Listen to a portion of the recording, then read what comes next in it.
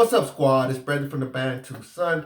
Thank you so much for joining me today. I wanted to talk about a story I heard Andrew Tate say, and whatever your thoughts on him, it is doesn't matter in this regard because I'm using this because this was obviously a gentleman that came from a more meager working class background, and he worked his way up to affluence in his life. So at minimum, you can identify some of the steps that he took to do such a thing because he did it in a relatively short period of time. He's still a relatively young man. And obviously, to ascend to such a height, you have to be great at trade. And what is trade? Trade is inherent to the human condition. Humans have been trading since sliced bread, etc. And a lot of trade is understanding what you have that you can deal without, that you can give up, and what the other person has that you need that they can live without, and then figuring out a tool to leverage that from them. So he speaks of a story of, and it's not my story, so hopefully I don't smudge the details too much, but you'll get the gist. He speaks of a story of these Eastern European boss guys, right? Mafia-like type guys, tough guys in Eastern Europe, and they had a casino operation. And he heard about this casino operation and how well it was doing. And in doing so, he wanted in on the take. Now, that is the unimpressive part. Many people identify opportunities that are great and really want a part of it. What really is great, though, about the story is about how he did it. So he reached out to the guys. I believe he said they were brothers, and he said, "Look, I want to get in. How can I get in?" And the brothers are basically top guys. They're like, "What do we need you for? There's nothing you can possibly give us, or there's nothing you can benefit us from. Like, okay, you can open up another branch. We can open up another branch. We can just get a Joe Smo somewhere else off the street, and I say, hey, this is the location. Build us another casino." So just opening a branch wasn't enough, or franchising wasn't enough to appeal to them. So he said he kept coming back, kept maintaining relationships, but he was over time he was trying to figure out different angles, and he finally got one that stuck. And this was his proposal, and this is what I find very interesting. He goes to these mafia guys, and he said, "Look, I want to get in on, or these mafia like guys, I want to get on the casino. This is what we'll do." He said, "I just need to get in. I'll use my money. I'll use my money to invest, right? And not only do I use my money to invest, you don't have to put up any expenses. I will split profits with you. So off of gross sales, not profit only, off of sales, which is highly risk, right? Because you can bring in gross sales and have zero profit at the end of the day. So when you're guaranteeing a trade based off sales, you're really putting yourself at a very vulnerable position. So he's going to open up the casino at his expense. He's going to give them a portion based off of turnover, total sales.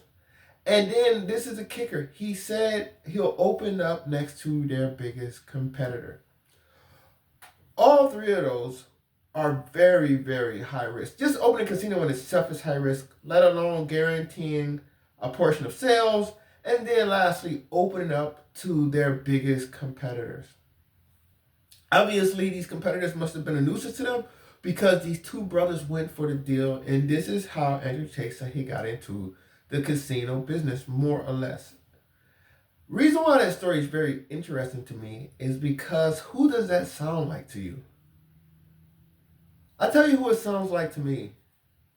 Ukraine. They put up their own expense. Ukraine is fighting a war right now, using its soldiers, using its youth, the men, the vitality of this nation.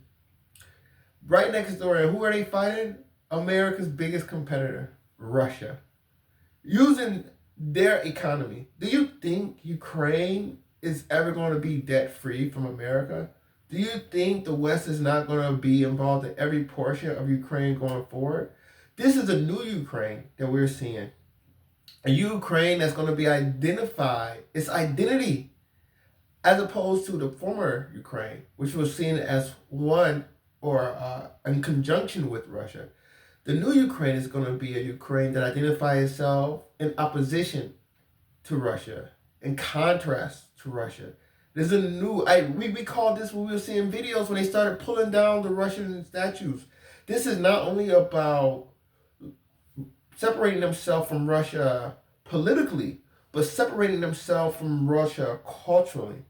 A new identity more aligned with the maritime powers, more aligned with the Western powers, more aligned with America. So you have Ukraine using its own resources to fight America's biggest competitor. And that's why I thought the story was so interesting, because it was a big power play, right?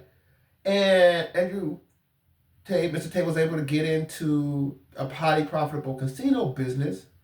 And Zelensky did changing the course, and it's that whole concept is transferable to geopolitics, where you see Zelensky doing the same thing in Ukraine with Russia. The reason why this was really interesting is because I just saw an article about Ukraine making an attack on Kursk. And this is interesting, obviously, because Kursk is within Russia. It's not in Ukraine. So with Ukraine having this attack on Russia, because what I say, this is all about dog baiting, give Russia many obstacles and problems, harass them to exhaustion, to put pressure on, to remove Putin from power internally, and replacing him with a more Western aligned leader. They'll use this relationship with Russia to provide leverage in future dealings with countries, super states such as China and India. This is what I believe is the jux of many of the things that's going on right now from a geopolitical point of view. Now, that being said, Ukraine attack on Russia is taking that up another notch. Not only is Ukraine saying, we don't want you in here, but Ukraine is also saying, and we'll come out there to get you. So it's beyond defense at this point in time. It is also counteroffensive, to say the least. So as they have attacked Russia, I think one of the biggest mistakes the Russia make from the outside looking in is the Russians. I don't see how they see victory. I don't. Do they think they're going to take off the eastern portions of Ukraine, and Ukrainians are just going to sit back and accept that, and they're going to have some mutual armistice or mutual ceasefires, such as North Korea, South Korea, like be at war but not be at war, and they just threaten missiles at each other every day, every now and then? But obviously, this is not what I think Ukraine wants, and Russia has been practiced great restraint. And I think this war has always been a war about exhaustion. And to the Ukrainians' defense, they have played that well, because this war has continued to be grinding. No secession within line of sight. And this is a drain on resources, very similar to the Soviet-Afghan war that you saw in the 70s, where it was similar. But the stakes are higher. Because now, Afghanistan was never really in danger of flipping to American satellite within Central Asia. But Ukraine very much is, especially with the opportunity to join into NATO. And the other thing that I noticed is the foreign fighters. So, as many people have saw on the news, you're seeing a lot of North Koreans come to the aid of Russia. And obviously, I think the Russians are doing that somewhat to kind of preserve their vigor. The war has been ongoing. I've heard horror stories about young men being kidnapped or forced into conscription into Russia. There's been an exodus of some youth to some degree to avoid military duty within Russia. So the Russians are aligning with foreign fighters, and most recently and most infamously, North Koreans have been seen on the battlefield aiding Russia. Conversely, based on Russian accounts, the largest outside contingent for Ukraine is Poland. What do we talk about the Hawks? What do we say about the Hawks?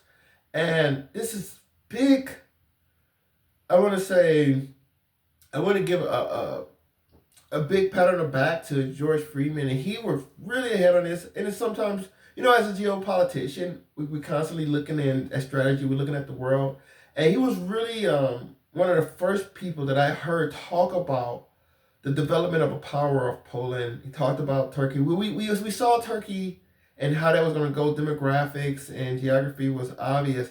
But Poland, you see this lethargy in Western Europe, and you see Poland really stepping up his game from a hawk point of view. And America liked that relationship. As I said, Poland appeals to maritime powers because they separate Russia from the Rhine, the two great power centers of Europe. So it bifurcates European power. And Poland likes that role of spoiler because in bifurcating that power, it secures its existence. When that power wasn't bifurcated, you had some Russians, Germans, French all marching through Poland to get at each other and destroying Poland in its way. So this alliance ensures Poland's existence. So this is why they have no problem with it.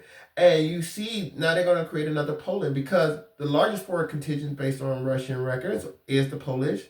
And then after that, it's the Americans, obviously, one of the benefactors and promoters of Ukrainian independence, complete independence and separation from Russia. And thirdly, the Georgians.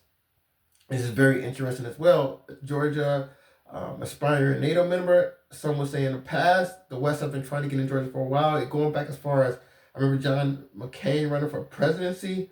I want to say 2008, Obama years, where he was saying that, we're all Georgians now, so to speak. So the West have been trying to get in Georgia for a while. It's a great opportunity, I believe. It's going to be similar values, similar alignment. And they think it's a great victory they can get in the Caucasus. Turkey is already there with Azerbaijan. Armenia has lost faith within Russia because of the whole Nagorno-Karabakh issue that with Azerbaijan. And Russia wasn't able to pretty much preserve Armenian sovereignty in that regard. So as far as the Caucasus go, that's a sore spot now for the Russians as well. So you have Georgians actively resisting. So that's going to be interesting now with Georgia, because now that Syria is out the way, what country do you think the West is going to be after next? So those are my thoughts.